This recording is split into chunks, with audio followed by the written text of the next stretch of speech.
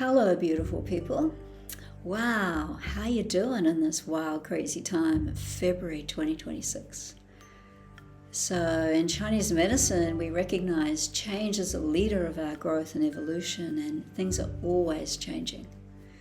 So right now, we're in the end of the snake year, right? We're in the closing phase of the snake. And the thing about the snake is it's related to the Kundalini energy. So it's related to the creative power of life itself. So that creative power right now, it's going off. It's going whee.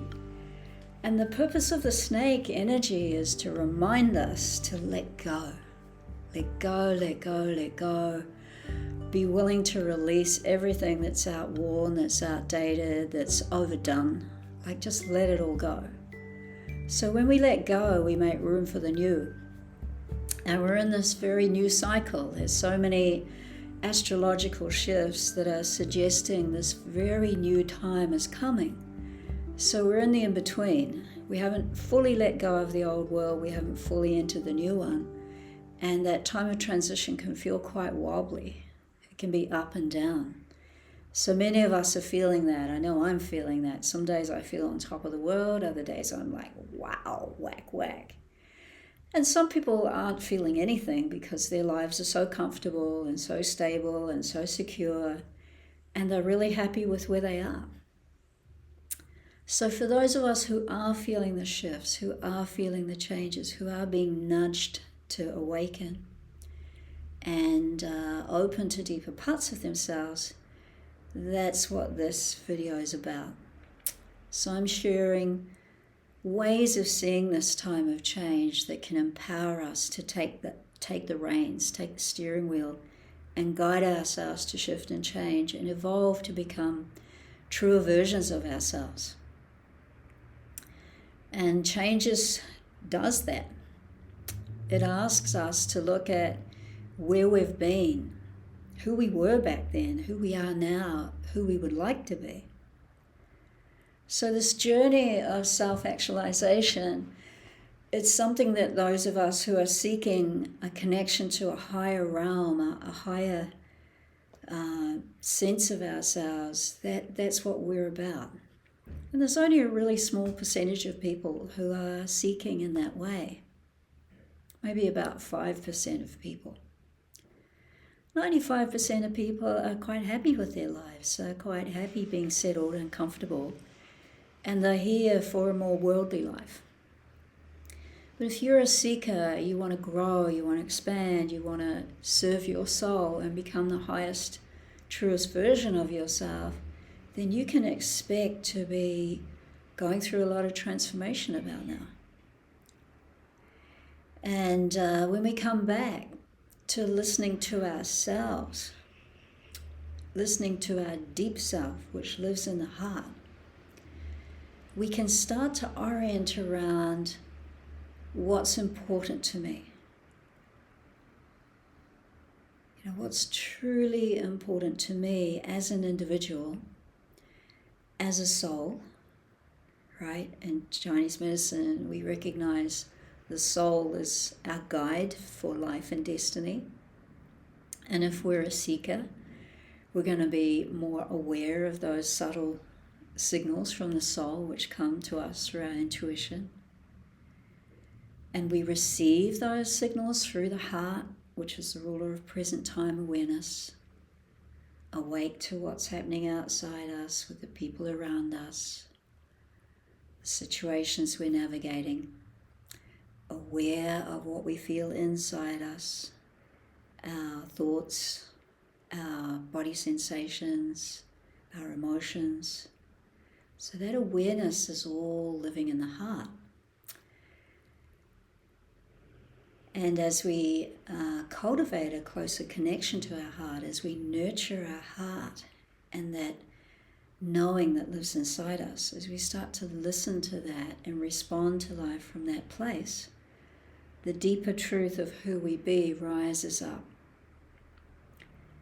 And that's what I'm exploring.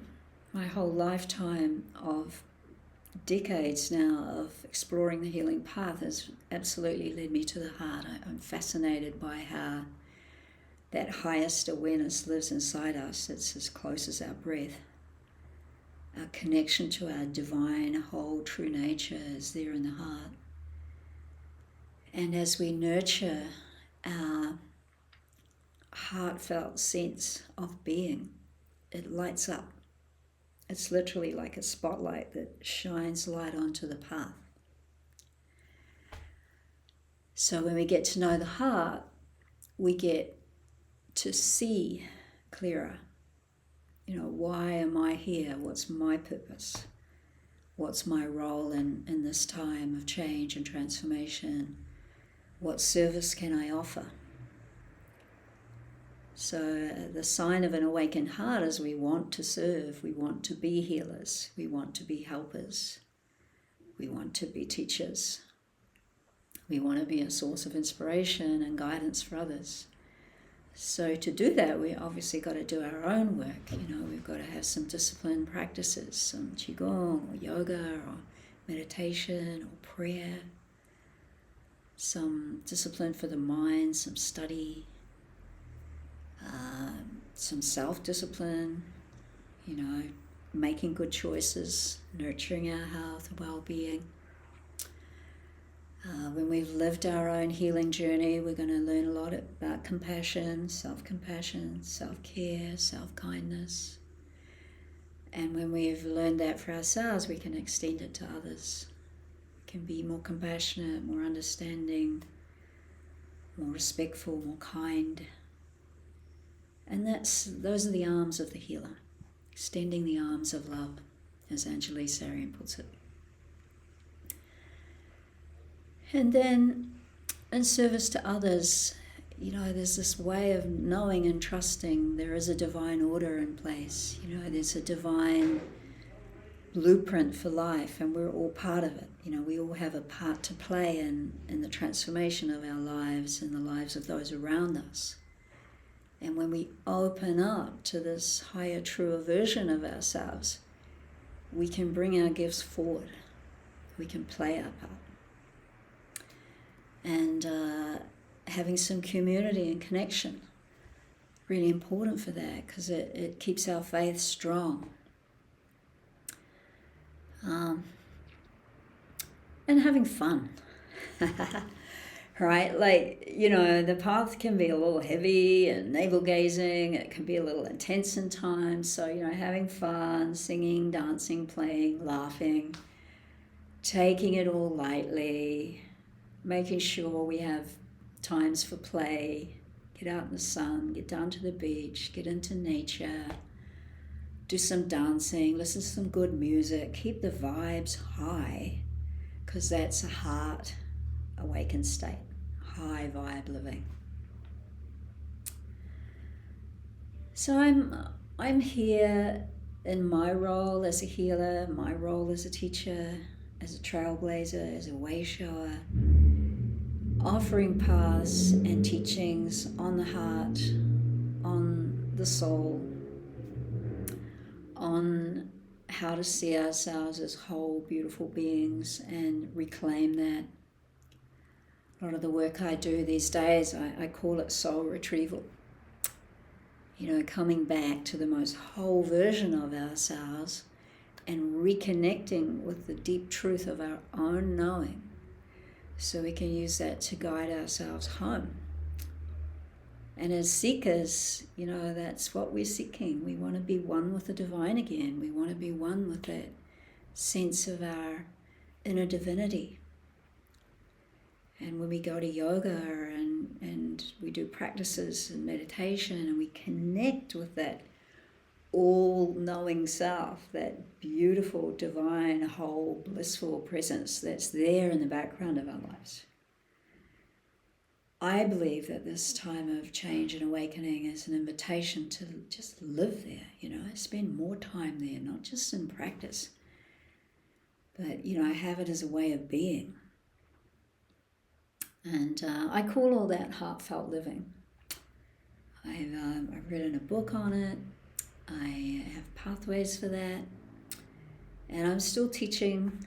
I'm aware as I get older, each decade goes by, I'm aware that at this phase of my journey, I really want to pass forward everything that I've been learning and empower people that have, interested in the ancient wisdom teachings with confidence and courage to go out there and share these teachings and stand up and, take a place in the world for bringing home this ancient knowledge, which is timeless and simple and clear. So if you want to come on a learning journey with me, a heartfelt healing journey, then this year I'm doing some group coaching online. If you're another part of the world and you want to join me online, I've got 2 programs that I run, once a week group sessions. There's one called Aligning Head and Heart. So that's all about exploring the nature of the heart, the nature of the mind, head, and how to get those two aligning. So when we allow the highest consciousness of who we be to come through our thinking and choose with awareness, what's a head job, what's a heart job, balancing those two intelligences and bringing those two superpowers together, then we can live more expanded lives aligned with our deep truth and knowing, and become more whole versions of ourselves. So this is a great pathway for people that are interested in mindfulness, in the heart, in meditation, mind power, that kind of thing. That's a great pathway for these people. If you're more into the body, and the body is the way home, then I have another course called Nourishing Roots. So that's based on using Chinese medicine foundations to look at where we come from. Where does the source essence of who we be, where does it come from? How does it live in our body? How does it inform our physiology? So Chinese medicine foundations on how the body is formed, how the qi and blood is made and circulated and distributed. And then how to show up, standing in our rooted power, and how to heal ourselves by, awakening to higher consciousness, but rooted down in the body. That's called Nourishing Roots. It's a really great pathway.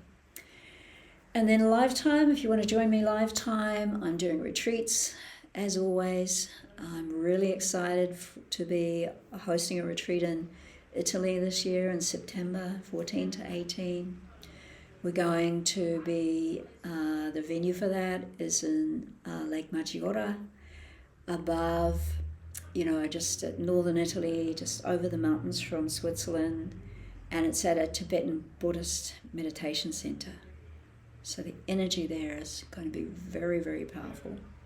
It's a 5-day retreat. It's focusing on the healer archetype, so a combination of teachings, archetypal teachings on the healer, a bit of Chinese medicine on the heart, and the teachings from Anjali Zarian. So that's in September.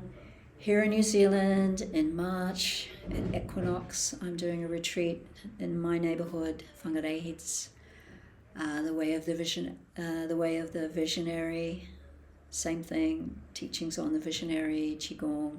It's a weekend, long weekend. And beautiful time to come, be with me, have some time with some other seekers who are passionate about their own spiritual development, and get a really big charge up. Like, this energy is charging, right? There's no doubt about it.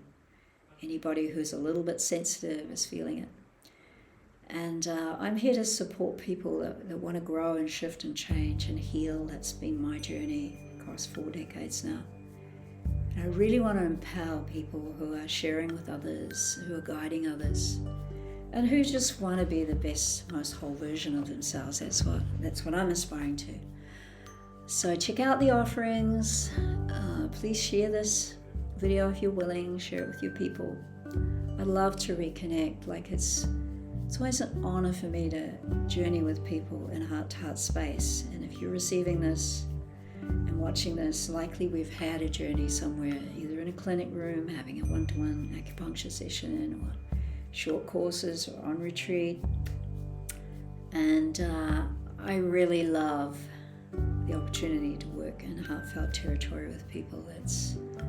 It's an honor and a privilege, and I'm still doing it. Reach out, connect if you want. Happy to have conversations, explore. Lots of love to you from Aotearoa, New Zealand. Kia kaha, stay strong, stay steady, stay true. That's the path home to you. Lots of love now. Bye.